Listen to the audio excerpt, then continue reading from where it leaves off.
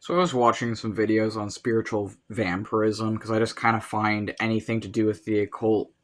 fascinating and interesting, and I just try and like learn about whatever I can. Mostly, I was looking into spiritual vampirism, to be honest, because I watched the movie The Little Vampire, and that movie is like the most adorable movie I've ever seen in my life, and I think it's my new favorite movie now. And after I watched that movie, and I'm like, well, I'm a wizard and a witch. I want to learn about vampirism. So I was like starting to do a little bit more research and digging there. And this one guy, he was talking about how if you summon a demonic god and then offer them some of your blood, and assuming you already have built a good rapport with this god, you're already in a good relationship with this god, you're already like friends with this god essentially as a demonolator.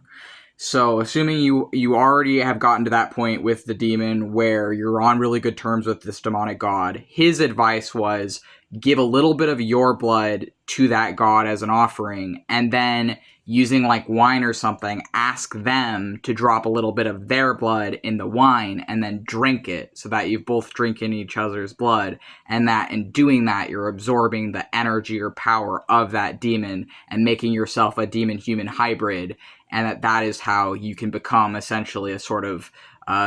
vampire is how he was putting it. And I was thinking about it, and I'm like, even though it's very different, because I'm not doing that personally, I don't have an issue with people who choose to do that, but for me, I'm like, I practice a lot of sex magic, and the sex magic that I practice with my demons does involve an exchange of bodily fluids, but it's not blood. And I was thinking about it, and I'm like,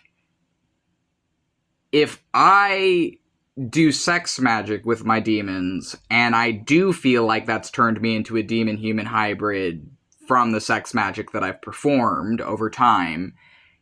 is that a form of spiritual vampirism, or is that just a completely separate thing? But if the end result is the same, because he was saying that the end result with the blood magic stuff he was talking about is that you would become like part of them, or they'd become part of you, and you'd be like a demon-human hybrid spiritually. And I'm like, well, I mean, I am kind of a demon-human hybrid spiritually, I feel like, after all the sex I've had with those demons, and continue to have with those demons. Is that spiritual vampirism? I don't know. I don't fucking know. I just know that I'm going to continue doing it as a wizard,